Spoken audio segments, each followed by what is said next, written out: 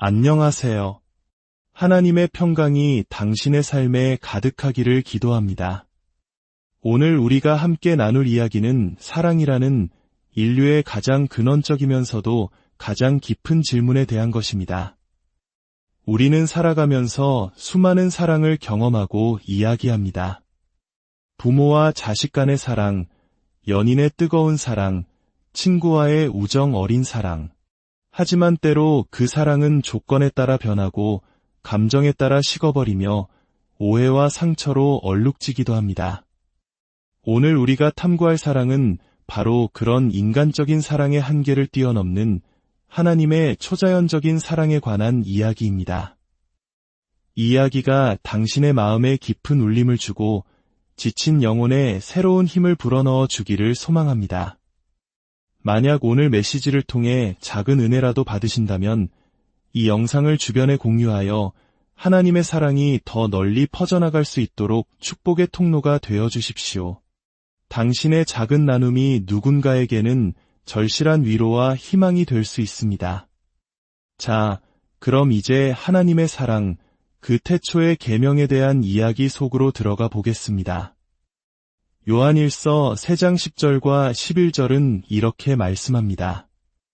이러므로 하나님의 자녀들과 마귀의 자녀들이 드러나나니 무릇 의를 행하지 아니하는 자나 또는 그 형제를 사랑하지 아니하는 자는 하나님께 속하지 아니하니라. 우리는 서로 사랑할지니 이는 너희가 처음부터 들은 소식이라. 이 말씀은 매우 단호하게 들립니다.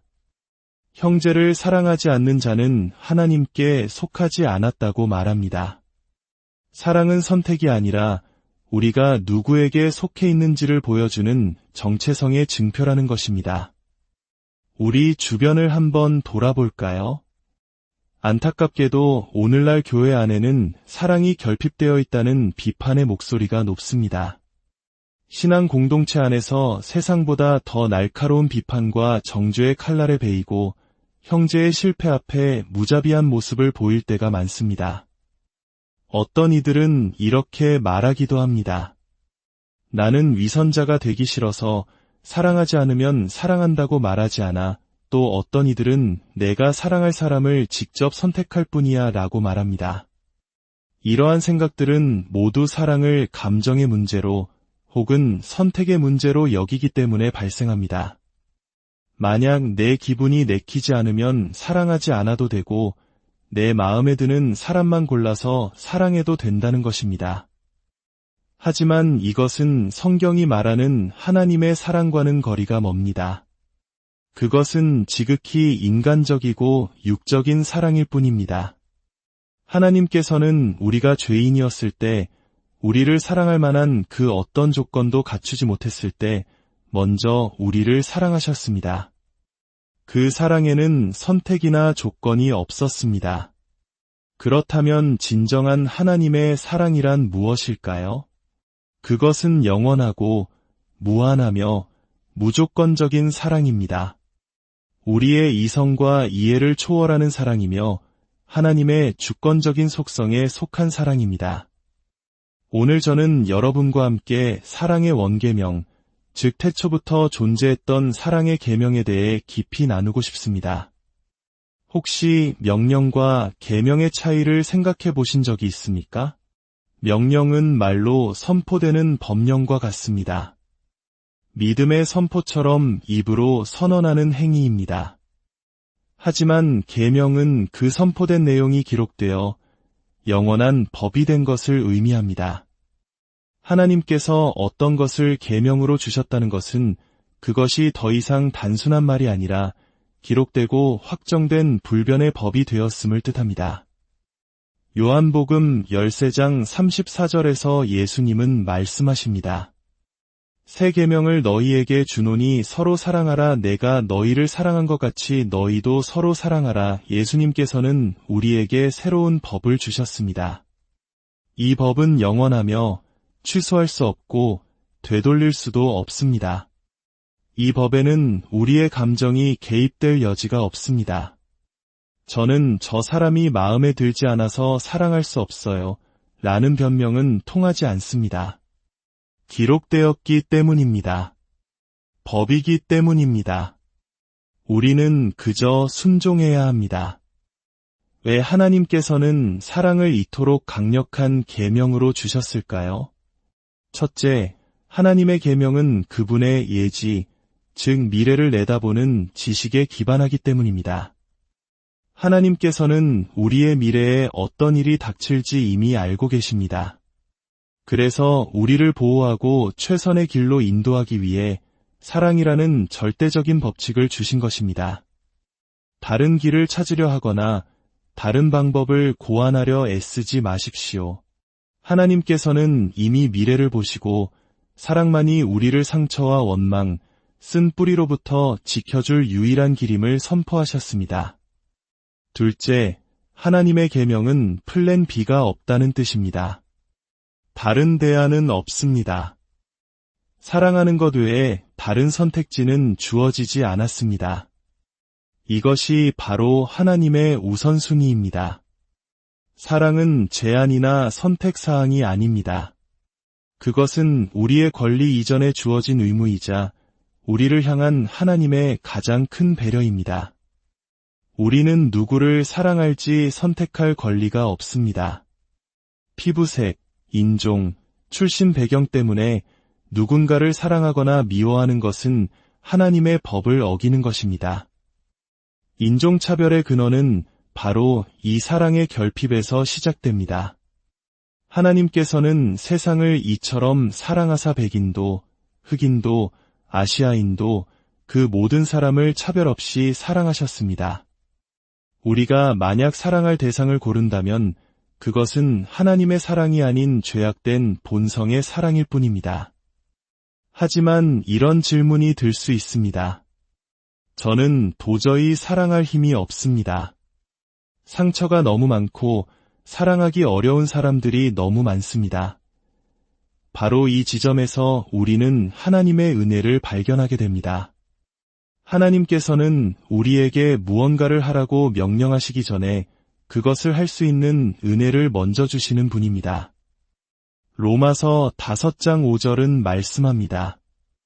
우리에게 주신 성령으로 말미암아 하나님의 사랑이 우리 마음에 부은 바됨이니 우리가 예수 그리스도를 영접하는 순간 성령께서 우리 안에 오십니다. 그리고 그 성령께서 하나님의 사랑을 우리 마음에 폭포수처럼 부어주셨습니다. 그렇습니다. 당신 안에는 이미 사랑할 수 있는 능력이 주어졌습니다. 이제 남은 것은 그 사랑으로 살기로 결단하는 것입니다. 우리는 하나님을 사랑하기 이전에 먼저 그분의 사랑을 받아야 합니다.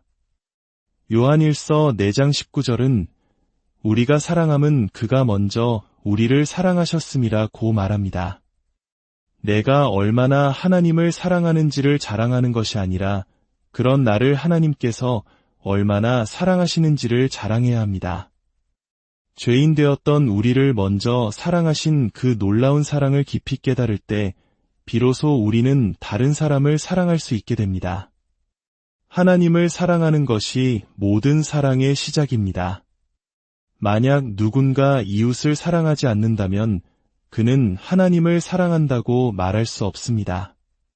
하나님을 사랑하는 것이 먼저이고 그 사랑이 흘러넘쳐 이웃에게로 향하는 것이 올바른 순서입니다. 또한 하나님의 사랑은 반드시 드러나야 합니다. 사랑은 보이지 않는 진리이지만 반드시 보이는 행함으로 나타나야 합니다.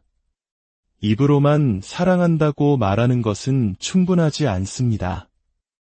요한일서 3장 16절은 그가 우리를 위하여 목숨을 버리셨으니 우리가 이로써 사랑을 알고 우리도 형제들을 위하여 목숨을 버리는 것이 마땅하니라고 말합니다. 하나님께서는 십자가에서 당신의 목숨을 내어주심으로 우리에 대한 사랑을 증명하셨습니다. 우리 역시 우리의 삶을 내어주는 섬김과 헌신으로 사랑을 표현해야 합니다. 아픈 형제를 위해 기도하고 어려움에 처한 이웃의 손을 잡아주며 나의 시간과 재능을 나누는 것, 이 모든 것이 사랑의 가시적인 표현입니다. 많은 남편들이 아내에게 내가 당신 사랑하는 거 알잖아 라고 말하며 사랑 표현을 생략합니다. 하지만 사랑은 결코 추측되어서는 안 됩니다. 사랑은 표현되어야 합니다. 따뜻한 말 한마디, 진심 어린 포옹, 함께 보내는 시간을 통해 사랑은 구체화되고 깊어집니다. 오늘 이 이야기를 듣는 당신의 마음은 어떻습니까? 혹시 베드로처럼 느껴지지는 않으십니까? 예수님을 사랑한다고 누구보다 자신했지만 결정적인 순간에 그를 부인하고 배신했던 베드로.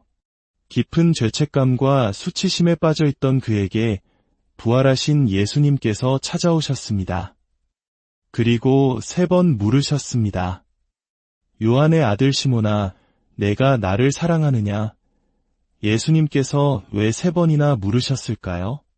첫째는 베드로의 치유를 위해서였습니다. 주님, 제가 주님을 사랑하는 줄 주님께서 아시나이다라고 고백할 때마다 그의 배신의 상처는 치유되고 회복되었습니다. 둘째는 예수님께서 직접 듣고 싶으셨기 때문입니다. 우리의 입술을 통해 사랑의 고백을 듣기 원하십니다. 어제 실수하고 넘어졌을지라도, 마음에 수많은 연약함과 죄책감이 있을지라도 오늘 다시 한번 입을 열어 고백하십시오. 예수님, 그럼에도 불구하고 제가 주님을 사랑합니다. 당신이 그분을 사랑하지 않았다면 지금 이 자리에 있지도 않았을 것입니다. 이제 조용히 눈을 감고 당신의 마음을 돌아보십시오. 과거의 상처 때문에, 사람들에게 받은 배신 때문에 하나님의 사랑마저 거부하고 있지는 않으십니까? 사랑을 주는 것도 받는 것도 두려워 마음의 문을 굳게 닫고 있지는 않으십니까? 오늘 성령께서 당신의 마음에 하나님의 사랑을 다시 부어주시길 원하십니다.